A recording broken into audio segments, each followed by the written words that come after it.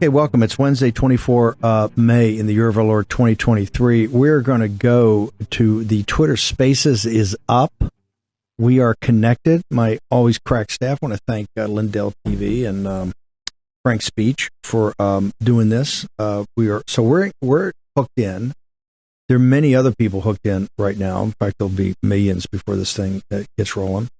They're going to start. And as soon as they start, we will go to it. We will go to it live. Now, here's my assessment just coming out of the box. And I don't know if Memphis has this. You don't need to put it if you got to put it up. But the New York Times reports today that the strategy of Desantis is quite simple. He is, as I've said from the very beginning, and I think Governor DeSantis is doing a very good job as a governor. I like the way he's going after Disney's and corporations. I think he ought to be more aggressive, even more aggressive. I think a lot of it has been performative, and we need to really get down to basics. And you see these companies are the most progressive things in the world. So I think Governor DeSantis is doing a good job there.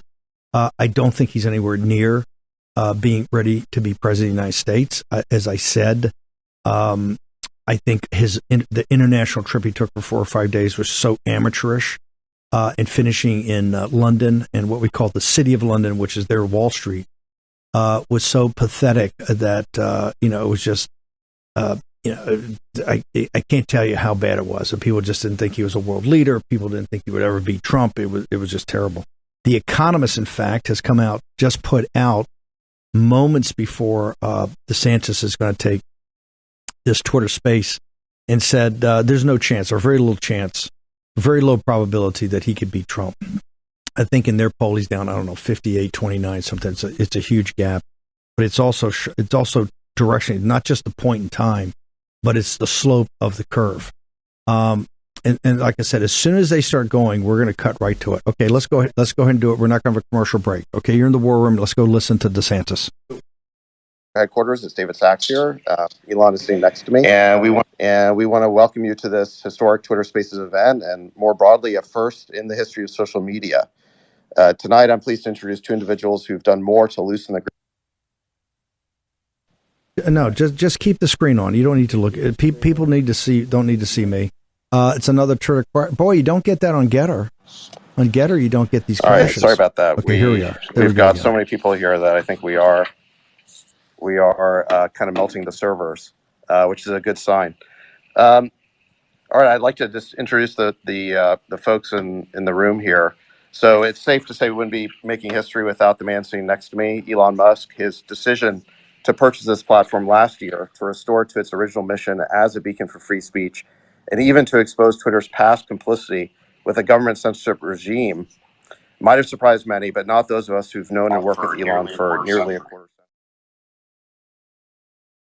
His mouth is upset the narrative control imposed on us by our government, elite institutions, and corporate media. Go ahead and send a heart up if you want to say thank you, Elon. Governor DeSantis first drew my attention and support when I saw how he responded to the COVID pandemic and refused to believe what we now know to be the many falsehoods that government experts and their media mouthpieces were feeding us. He kept Florida's schools open and its economy thriving, while my state of California chose 2 years of learning loss and lockdowns that we have yet to fully. Okay, I'm just coming in on a voiceover. This is Stephen K. Bannon. Twitter keeps crashing because, Elon Musk, for all his big talk, hasn't taken care of the basic engineering problems. You don't get that problem with Getter. I never get that problem with Getter. David Sachs is the oligarch that drove the bailout of Silicon Valley Bank with your money. Another total phony. And of course, Twitter is not a free speech platform because since Elon Musk is bought and paid for by the CCP, he will not let any of the voices of the leaders of the anti-CCP movement on Twitter. And as Dr. Shiva tells you, they've got a backdoor into the government. They've never fully explained to people, and Dr. Shiva says it's still there. So we're going to hang around and we're going to do this. This is another kind of, this shows you De Sanctimonious should have been more on point here. And these guys should have committed to him that they could actually launch. How are you going to beat Trump when you can't even get launch on Twitter? Here we go. Yeah, I think so.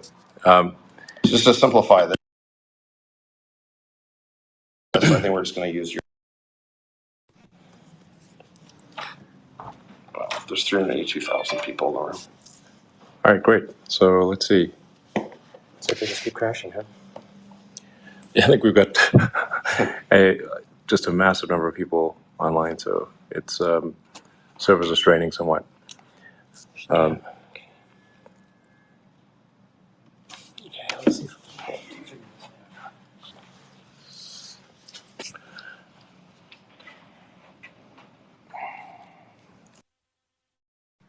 I think there's some delay. All right, we're just reallocating more server capability to be able to handle the load here. It's really going crazy. So, yeah, obviously very excited to have Governor DeSantis make this. Okay, we don't know if they're coming back or not. This is a clown show. This is a clown show. If you're going to launch DeSantis, you got to launch. This is failure to launch.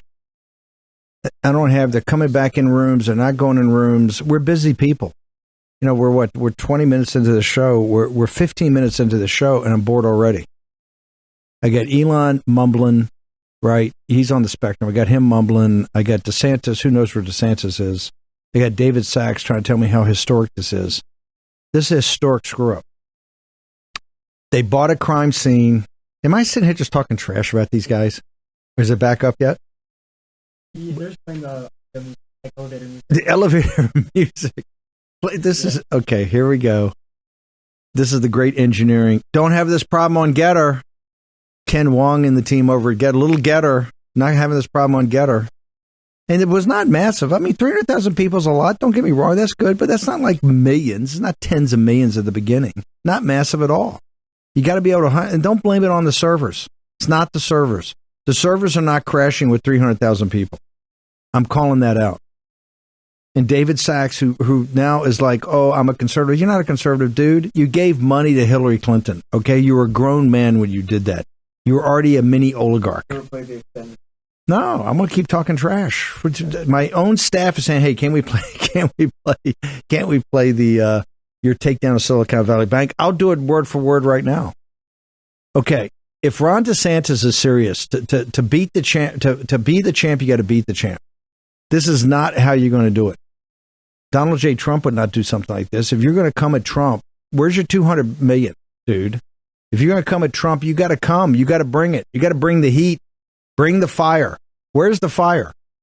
All I have is disembodied voices. First off, ladies and gentlemen, who launches a presidential campaign that's not either in person in a room like Tim Scott or, Lincoln? Who does it that way? Or on TV in front of people and, with an audience and you're interacting? Who does it in a Twitter space when it's just audio, not even video? Is Ron DeSantis that afraid of how he comes across? Okay, he comes across as maybe not, the most presidential, a guy that comports himself or holds himself as a president. But hey, you got to work through that. You got to take your brand and run with it. We are, and people know I'm a nut about not wasting time. We're 16 minutes into this, and we're still, they're still playing elevator music. They're still playing elevator music. This is, what, did he not do due diligence? Did Elon Musk sell him a bill of goods? This is more of Elon Musk just happy talk. All this great engineering. Look, he's done some great stuff on the rockets. I think Tesla's a mess, right? And it's totally financed by the CCP or underwritten with tax breaks from the American people. I think that's a mess. I know people disagree with me on that. His other companies, I think a lot of these companies are a mess. Twitter is a train wreck. It's a crime scene that became a train wreck because he's supposed to be bringing all these great engineers and they're redoing it. Does anybody feel that on Twitter? And I realize I'm just kind of rolling on smack talk, which I normally don't do, as you know. But I'm 18 minutes in this. I'm a busy man. I want to get to it. I want to hear Ron DeSantis give me some pearls of wisdom with the CCP asset on the spectrum. Transhumanist Elon Musk. Okay, here we go. We're going to have it again. Let's go ahead and roll. All right, I'd like to welcome Governor DeSantis for this historic. We're just trying to get it going because there's so many people. It's unfortunate. All right, I'd like to Never seen this before. welcome Governor Desantis for this historic. We're just trying to get it going because there's so many people. Okay, I'm gonna come back and smack talk again. It's not that many people. It says 300,000 at the open. You're supposed to be Mr. AI. AI is all about computing power, dude. But computing power, yes, you're gonna have a crowd here. I got that, but that's not why it crashed. It crashed because your engineering sucks. Twitter sucks. Twitter sucks. And no offense, Elon Musk sucks. I understand all the conservative Inc. fanboys out there. They're all rubbing up. They're all 11. Their maturity is all 11 years old. They all want to be Iron Man. They all want to be Batman. They all want to be some Marvel, cartoon character. What's the guy? Tony Stark. They all want to be Tony Stark. That's Elon Musk. Elon Musk gets all the hot girls, goes around and creates all kind of great war-fighting machines, jumps in and out. Right? That's where they all want to be. And here we are. We're 19 minutes into this. I hope that Jeff Rowe and those guys are sucking down big bucks, big dollars, and telling us $200 million. This is, I put $200 million in a campaign and all I got was a crummy T-shirt and this, a non-event on Twitter, was it Twitter Spaces? How about Twitter Silence? It's called Twitter Silence. I've got a new name for this. Can I say this on Frank's speech? It's the Ron DeShit Show, okay? The boys in Memphis, are you blocking me out? I don't like sitting here in a stream of we have very structured shows in the War Room. Why are the show so structured? Why do we get guests on? We have clips to get the team and everything's clicking, and I give a little bit of commentary, some analysis. We have another guest. We ask questions. They give you 2 cents. The audience is live streaming the whole time. War Room is highly structured. That's how we get through much stuff in the day. This is not structured. This is Elon Musk. This is another Twitter disaster. And if Ron DeSantis can't launch his campaign, how's he going to take on Donald Trump? Are people mocking him right now on Twitter? They did not. They just ended it. Cut the camera back to me. This is too good. So now I'm mocking him. Come on, bring it back. Okay, Denver, there I go right there. Now I got to sit here and figure out what we're going to do for the next 40 minutes. This is just a clown show. It just ended. Are they going to reboot it, or my crack staff? Are they going to reboot? Is there anything to reboot? Okay, as soon as we know. Can't they play some elevator music? Here's what you got. You're going to have a Twitter space that can put their pictures up. You're going to look at my ugly mug for the next 40 minutes where I kind of wing it because we were supposed to. We have no guests. I got a couple of clips I may play. Okay, full stop. This is trying to be serious. And how can I be? I can't be serious. You can't be serious because this is not serious. If they're going to be serious, I'll be serious. I'll give you the knitted brow. I'll give you the knitted brow. Is he coming back up? They're going to move it to what? They moved it. Okay, we're moving over. We're shifting. We were on Elon Musk, and now we're going to be on David Sachs. Okay, David Sachs, the mini-me oligarch, Peter Thiel's wingman. Peter Thiel's wingman, the guy who drove the Silicon Valley Bank bailout for the billionaires. Okay, okay, can we play that music? That music is horrific. Can we go ahead and mute the music, and I'll go ahead. No, you're trying to. That's not even elevator music. That's like Bridge on the River Choir. You're in the box music, right? They play that music all day long. You go like, okay. I guess I'm just going to keep stream of consciousness here.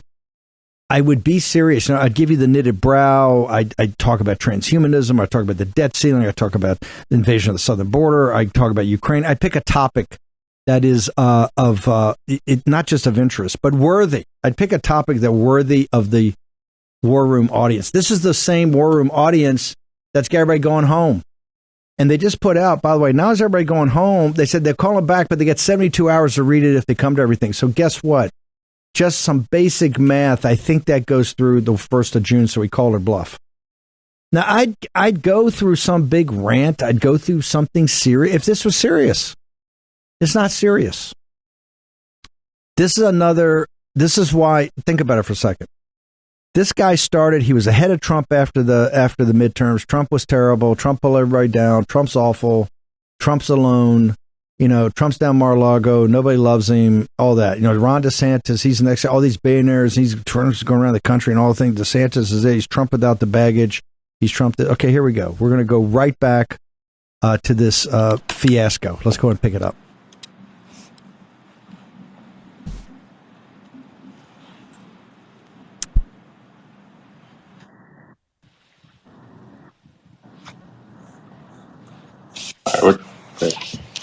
All right, I think we're broadcasting. Man, I think we melted the internet there. Yeah, that was insane. Sorry. We actually doing this from David Sax's Twitter account because it looks like doing it from mine basically broke the Twitter system. Anyway, thanks everyone for joining. We're incredibly excited to announce that if you want to have Governor DeSantis on with us with this historic announcement, and then look forward to live Q&A from the audience. So, with that. Yeah, I mean, so Governor DeSantis, are you there? Can you hear us? I think you broke.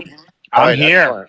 Excellent. I know. I think you broke the internet there. We had over 500,000 people in one Twitter space, and it was growing by like 50,000 a minute. So, congrats on breaking the internet there. Well, yeah. Try some new things. Sure, it was. Yes. It's adventurous. So lie. But I think the value here is actually really high for people to hear directly from presidential candidates and to answer a Q&A live, and you can get a sense for how a candidate really is, and where it's not just canned speeches and teleprompters. It's in fact, you can tell by the some of the mistakes that it's real. So with that, I guess I should turn it over to let's see. So Governor, there's been a lot of speculation over the last couple of months about your plans. I understand that you may have an announcement to make. We've got, I think, a record audience assembled here. Probably the biggest room that's probably ever been assembled. It's online. 80,000 people. What would you Don't like to lie tell to them? you. This guy's a clown.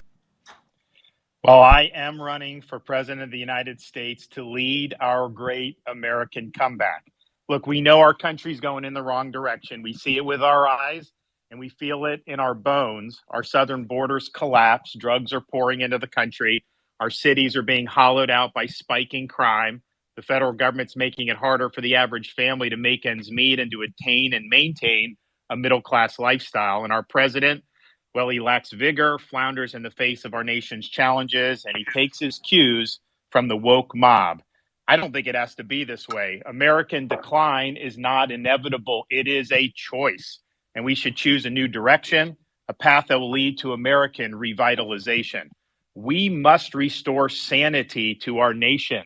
This means embracing fiscal and economic sanity. Stop pricing hardworking Americans out of a good standard of living through inflationary borrow, print, and spending policies, and please embrace American energy independence. This also means replacing the woke mind virus with reality, facts, and enduring principles. Merit must trump identity politics.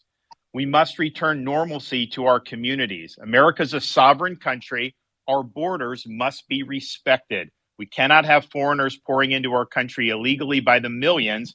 We cannot allow drug cartels to poison our population with fentanyl. Public deserves safe communities, and law and order must be maintained in American cities. We can't have inmates running the asylum, and we must reject attacks on the men and women of law enforcement. We also must reestablish integrity in our institutions. This includes the military. I'm proud to be a Navy veteran, an Iraq veteran, and I revere our services. But when revered institutions like those in our military are more concerned with matters not central to the mission, whether it's global warming or gender ideology and pronouns, morale declines and recruiting suffers. And you need to eliminate these distractions, and we need to get focused on the core mission. We also cannot have true constitutional government if the most significant issues are decided by the whims of unelected bureaucrats rather than the people's elected representatives. Reestablishing integrity in our institutions means we must reinvigorate our constitutional system by returning the government to its rightful owners, we the people. No social or economic transformation without representation. Truth needs to be our foundation. Common sense can no longer be an uncommon virtue. And in Florida, we proved it could be done.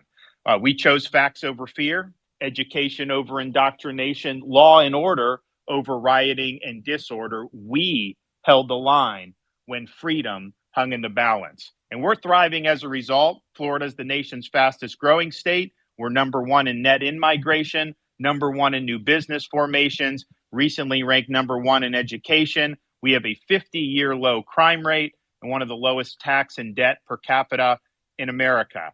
But we also understand governing is not entertainment. It's not about building a brand or virtue signaling. It is about delivering results. And our results in Florida have been second to none. We can and we must deliver big results for America. I pledge to be an energetic executive that will take on the important issues.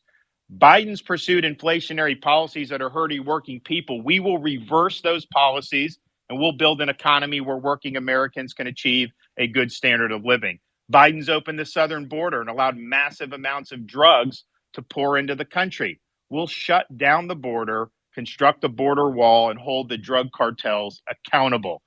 Biden's embraced medical authoritarianism, such as unconstitutional COVID vax mandates. We will Didn't ensure that Elon those promise us violations a of live liberty conversation? can He's never reading a happen speech. again. Why Biden's cut the allowed cameras woke on? This is ideology to drive bullshit. his agenda. I We thought we will were going to never get an Elon surrender to Musk the give and woke take. mob, All I and got we is will some leave clown woke reading a ideology freaking in boring the dustbin speech. of history. Biden's also politicized the military and caused recruiting to plummet. We will eliminate ideological agendas from our military, focus the military on the core mission, and we will reverse the poor recruiting trends. Finally, Biden's weaponized the power of the administrative state to advance his left-wing agenda. We will reconstitutionalize the executive branch and we'll bring the administrative state to heel. Now, you can't do any of that if you don't win. There is no substitute for victory. We must end the culture of losing that has infected the Republican Party in recent years. The tired dogmas of the past are inadequate for a vibrant future. We must look forward, not backwards. We need the courage to lead, and we must have the strength to win. And to voters who are participating in this primary process, my pledge to you is this. If you nominate me, you can set your clock to January 20th, 2025 at high noon, because on the west side of the U.S. Capitol, I will be taking the oath of office as the 47th President of the United States. No excuses. I will get the job done. Now, these past few years have given me a new appreciation for the fragility of our freedoms. I never thought I would see things in America that we saw during the COVID-19 pandemic, but our founding fathers were keenly aware of the fragility of freedom. When they framed our Constitution, they came armed with having studied the history of every republic and the history of mankind. And they noticed that all of those experiments only had one thing in common, and it was this. Every single one of them had failed. And so they knew it fell to our country, the United States of America, to determine whether people could really govern themselves. Could we have a society based on the idea that our rights are God-given, not government granted, and that society functions based on the rule of law, not the rule of individual men? And when Dr. Benjamin Franklin walked out of that convention, he was asked, did you deliver a republic or a monarchy?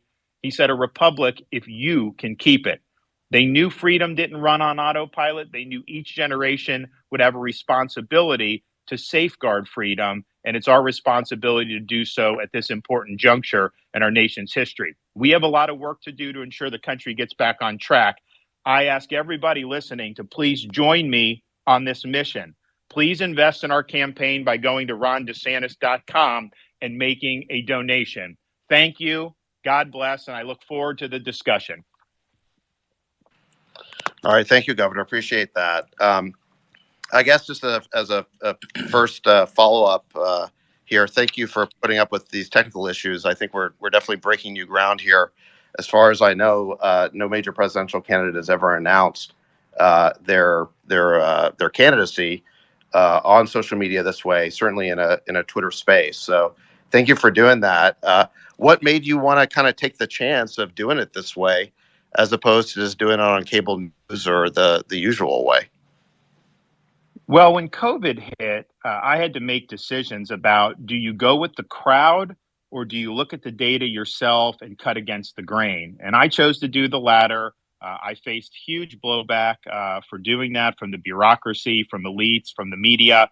But my view was I had to look out for the people I represented, prefer protecting their jobs over trying to safeguard my own political hide. But it was very, very lonely in a lot of those decisions. And part of the reason it was so lonely is because there was a concerted effort to try to stifle dissent. There was an official narrative about lockdowns, about closing schools, about forced masking, about all these different things that we had to navigate during COVID. And it was an orthodoxy being enforced by the major tech platforms in conjunction with the federal government.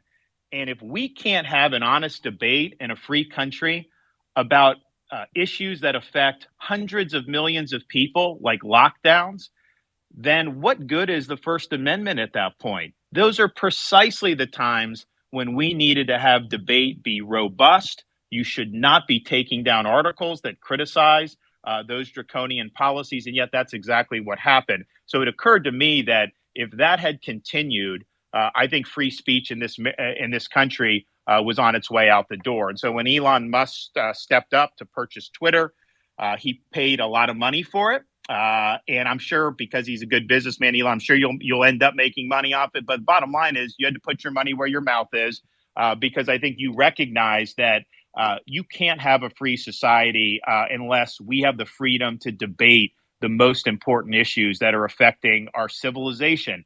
That did not happen during COVID. The truth was censored repeatedly. And now that Twitter is in the hands of a free speech advocate, that would not be able to happen again on this Twitter platform. So I think what was done with Twitter is really significant for the future of our country. We cannot have a society in which government is colluding with major tech platforms to enforce an orthodoxy. Well, thank you.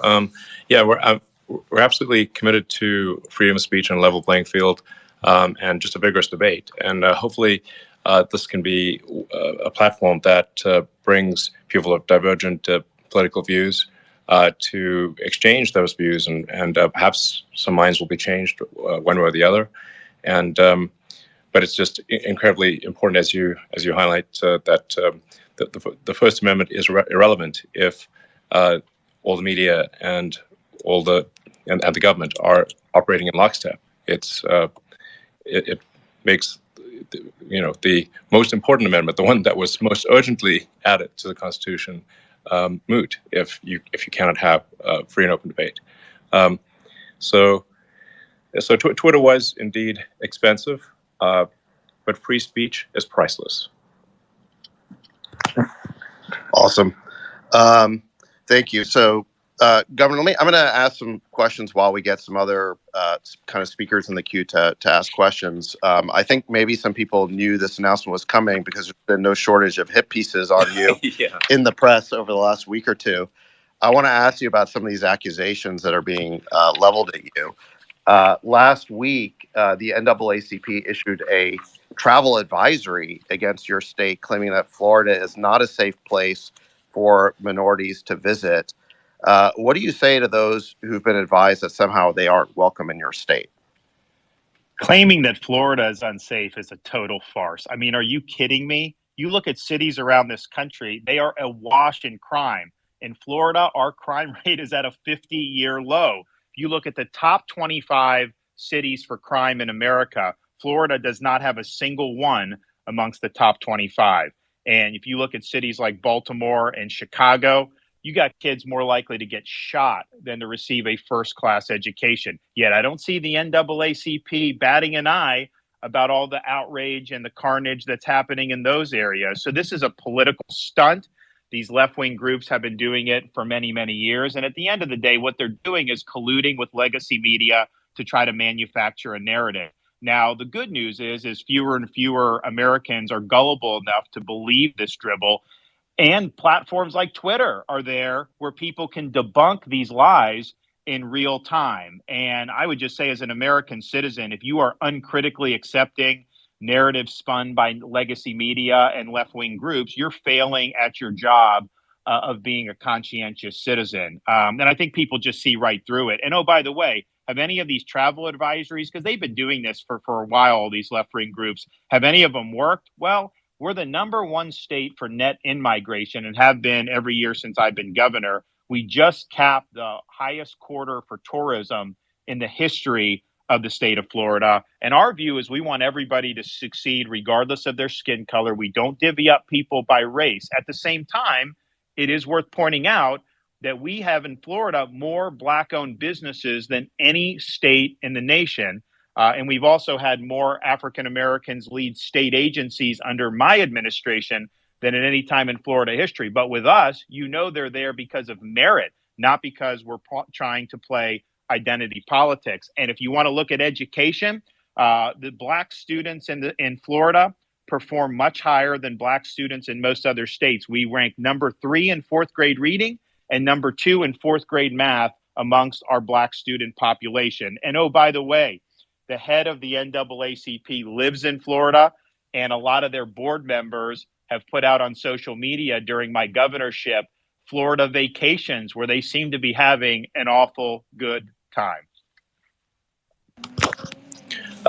That's great. Well, I mean, Florida's a great state, and I think the people realize that. Some of the things that are being said are just truly absurd. I mean, I saw some headline from The Atlantic basically claiming that anyone who listens to this Spaces on Twitter is basically a Nazi. That was the Atlantic, and then Vanity Fair said that that you were hosting or interviewing because David Duke wasn't available. Oh yes. Although I'm not totally sure who they were saying was David Duke. I don't know if it was you or Governor Desantis. It's sort of a little bit unclear, but I think this is a function of the legacy media, these corporate journals. They're in their little bubble. And to draw allusions to stuff like that, I mean, how crazy do you have to be? But in their little bubble, it sounds like they're making some type of profound point. And so part of, I think, what Twitter is standing for is people should be exposed to different viewpoints. And I think the elites in our society have tried to cluster themselves to where their assumptions are never challenged. And that's not a good way, I think, to live. It's also not a good way to be a critical thinker, because no one's ever going to question obviously wrong assumptions because everybody around you shares them. Absolutely. And I think they become totally hysterical because they don't like the idea that their control over the media is being, disintermediated. Yeah. Because now, candidates for president can just speak directly to people through platforms like Twitter. Yeah, I mean, the amazing thing about Twitter and things like Spaces are that, although I happen to be hosting it, I had to switch over to David hosting it because my account was actually there's too much interest. But my account was breaking the system, but there's really never been a mechanism before where someone could address the nation, or anyone who wanted to listen to them could from anywhere in the world. United States or anywhere. So I think this is a really profound change. And it's also like it's not just whether the media reports something, an article is true or not. Even more powerful is deciding what the narrative is. And totally. So it's just like, if there's only so much you can actually fit in a newspaper or a magazine, and there's only one thing you can really put on the cover of a magazine. So that whoever's deciding that is deciding to not talk about other things. Whereas with a public digital town square like we have here, it's possible for the public to choose the narrative. It empowers the people instead of a very tiny elite cabal, which I don't recognize the irony of me using that phrase. But nonetheless, it's true, and you judge by the results that this is a means for the people to decide the narrative, and for the people to decide which way a debate will go. Not sort of 5 editors-in-chiefs of a few newspapers, basically. Yeah, and I think one of the really crazy things that happened during COVID is that social networks really started censoring dissenting viewpoints on COVID, medical viewpoints that ended up being totally correct in lockstep with what the mainstream media was doing. So basically, big tech platforms were undermining their main reason for existing, which is giving people a choice. And actually, there's somebody who I think knows more about that than any of us, which is Dr. Jay Bhattacharya, who's a professor of medicine at Stanford, I want to pull him in here. Jake, you go ahead and unmute yourself if you can. It'd be great to hear from you. I know that during COVID, you worked with Governor Desantis. It'd be great just to hear a little bit about your interactions and if you have a question for the governor. Thank you, David. Yeah, I mean, it was an absolute honor to work with Governor DeSantis, and I was really impressed by his decision making in the face of an absolute firestorm of criticism. But Governor, you did the right thing when you opened the schools. And my kids in California for a year and a half didn't see the inside of a classroom, whereas Florida kids were in school. And you can see it in the results, and the learning loss numbers are so much better in Florida. I'm really curious, Governor, as you're running for president, what are your thoughts about reforming, the public health authority in the United States and the federal government, the CDC, the FDA, the NIH? How do you see the reforms we need so that the mistakes of the lockdowns that happened during the pandemic don't happen again when there's another pandemic? Well, first, we need an honest reckoning about what happened during COVID. And the only honest reckoning is that all of those agencies, all of the elites, the public health establishment, they failed. They instituted bad policies. Obviously, it's a novel virus, but I think what happened was when the data was becoming more and more apparent that the path they were on was wrong, they doubled down and wanted to do it even more. And I really believe had Florida not just kind of stood in the way, I think this country would have had rolling lockdowns for probably a 2-year period. And so their impulses were authoritarian. They were not following the data. And I think the US government needs to acknowledge the failures. And I think all of those agencies need to be cleaned out. What I saw just dealing with them was I saw a interest in the narrative and in politics over evidence-based reasoning and evidence-based medicine. And so I don't have confidence that those agencies are up to the task. And I think you need major overhaul of the whole enchilada with respect to public health in this country. Can I follow up with that? I mean, I think the other thing that I saw during the pandemic, Governor, and you was subject to it just as much as I was when we were talking about COVID. YouTube censored a video of us speaking about in a roundtable that you hosted on COVID policy.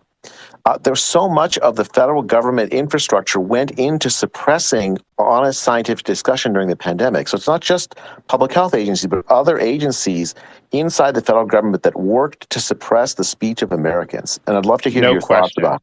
No question. So I'm actually in Florida. We recognize the danger there. So I'm actually going to be signing a digital Bill of Rights for Florida pretty soon, which will bar all state and local government officials from colluding or working with a technology company for the purpose of censorship of speech.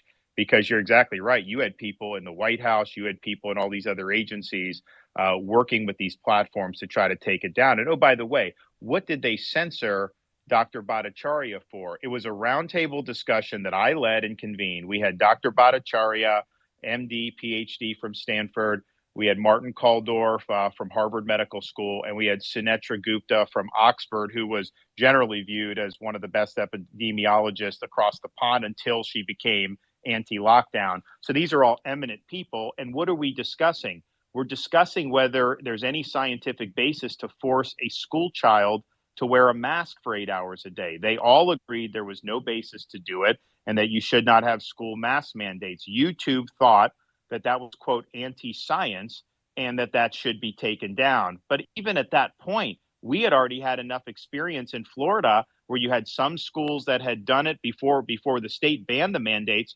You had some schools that had done it, some schools didn't, and the results were no different. And yet his video was taken down by Google YouTube. So it was a huge problem. And yes, I think the federal government, FBI, DHS, any of the health agencies, it's unconstitutional for them to be delegating speech restriction to a private company. You can't do indirectly what the Constitution would clearly forbid you to do directly. Let me pull in. We have Congressman Thomas Massey, if you're there, go ahead and unmute yourself. I mean, what we're talking about here is, I think, really unconstitutional actions by federal agencies. Congressman Massey, I know that you've been involved in this problem of government agencies being weaponized and used against the American people in an inappropriate way. Do you have a comment on this? And do you have a question for Governor DeSantis? Well, first of all, let me say a big thank you to Elon Musk for buying Twitter and exposing all of this. On our weaponization committee, we wouldn't know so much of it if he hadn't done this, almost as a public service to the First Amendment. It's a disturbing trend. Government, as the governor said, the government is colluding with big corporations. We found out this week from an FBI whistleblower that Bank of America voluntarily gave names of and information on anybody who bought a hot dog in Washington, D.C. from January 5th to January 7th, and then overlaid that with gun purchases that they had on record anywhere in the country for any period of time. And just, they say they voluntarily gave that to the FBI. So that's disturbing to me. By the way, I've never met Elon Musk, but I'm one of your biggest fans. I'm the first congressman to have a Tesla. I'm on Thank you. I'm on Starlink, and I would have bought a Powerwall, but I'm off the grid, and you wouldn't sell me one, so I had to make one with a wrecked Model S, and it's been running our house for 5 years. But my And just for the record, I was with Thomas our first year in Congress. He's got the Tesla, but his license plate is Kentucky Coal. So it's he's probably one of the only people that have that in the country. Thanks for outing me, Governor DeSantis. But no, so Governor DeSantis, my question to you is, you served here in Congress for 6 years with me. And why is it that Congress is so feckless at reining in these government agencies? And what do you think we need to do? And if you were president, what would you urge Congress, or what bills would you like to see and sign to rein in this, sort of overreach of government bureaucracy? Well, first, I think there's a lot that the executive branch can do, and all I will say when it comes to these agencies, we'll go into this a little bit more as the campaign goes on. But buckle up when I get in there, because the status quo is not acceptable, and we are going to make sure that we reconstitutionalize this government. And these agencies are totally out of control. There's no accountability, and we are going to bring that in a very big way. Now, part of the reason it's gotten so bad, power's been consolidated and effectively a fourth branch of government, because Congress hasn't used its two main powers that it has under the Constitution. First, the power of the purse. If an agency is engaging in conduct that is outside the realm of what is legal, or you think it's not good for the public interest, then you can remove the funding for those operations. There's nothing that they're not entitled to get the same level of funding every year, and yet Congress runs the government on autopilot, either continuing resolutions or massive omnibus spending bills. So these agencies are all bulletproof. They know that they're going to end up getting something similar or more every single year, and it creates an incentive for them to abuse their power. The other thing you can do is actually legislate, so you're not delegating to the bureaucracy key issues regarding how to enforce federal law. You should define what you want. All they should be doing is implementing. Instead, Congress will basically give an invitation for the bureaucracy to make really important substantive decisions. And so Congress may never vote on something, and the bureaucracy will cite a law from 20 years ago and do things that are going to transform our society or our country. That is not the way the founding fathers drew up the Constitution. So would you sign the REINS Act? We passed it out of judiciary today. Oh, yeah, no, of course. Yeah, that's a no-brainer. That would, I think, be a great check for that. I also think that we're going to have a good chance to see some of this Chevron deference really curtailed, or maybe even eliminated, based on the U.S. Supreme Court's upcoming jurisprudence. And I think that's another reason why the bureaucracy has become so powerful, because courts have basically been told they can pretty much do what they want, and courts are supposed to just defer. I don't think that that's actually correct. I think the courts, they have to make a judgment about what does the law actually say, and you can't just defer to quote unquote experts in the bureaucracy. Thank you. All right, shifting gears, Governor, I want to ask you another topic that's been in the news a lot is Disney. They blamed you for canceling plans for $1 billion investment in Florida. Said they were canceling 2,000 jobs. I saw other reports that suggested Disney was going to make the cuts anyway, and due to a larger, budget cutting initiative. Regardless of why they did it, why do you feel your fight with Disney remains important? Considering you already beat them on the parental rights bill that they opposed? And what would you say to some of your opponents in this race who argue that the fight has dragged on too long? So, first of all, Florida stands for the protection of children. We believe jamming gender ideology in elementary school is wrong. Disney obviously supported injecting gender ideology in elementary school. They did oppose our parents' rights legislation. And the fact is, when they opposed it, that was a big deal because for 50 years, anytime Disney wanted something in Florida politics, they pretty much got it. But not this time. I signed the bill. We did, as you say, win on the issue. But what happened was Disney's posturing, some of the other statements that their executives were making, kind of the corporate culture had really been outed as trying to inject matters of sex into the programming for the youth. And I think a lot of parents, including me, look at that and say, that's not appropriate. I mean, we want our kids to be able to just be kids. And that's kind of our mantra. So you had this setup that Disney engineered many decades ago, where they actually had their own government that they controlled with no accountability. They were exempt from the laws that all their competitors had to follow, massive tax breaks, and they even racked up municipal debt. And Florida basically put them on a pedestal many decades ago and joined the state with this one company at the hip. We just didn't feel that we were comfortable maintaining that relationship. And so we ended their self-governing status. So Disney has to live under the same laws as everybody. They got to pay the same taxes as everybody. And obviously, they'll be responsible for those debts. So the reason why there's a quote fight is just because they filed a lawsuit against the state of Florida trying to get their special privileges reinstituted. But I don't think that that's good policy. And I think some of these Republicans that are taking Disney's side, they're basically showing themselves to be corporatists because these were all corporate goodies.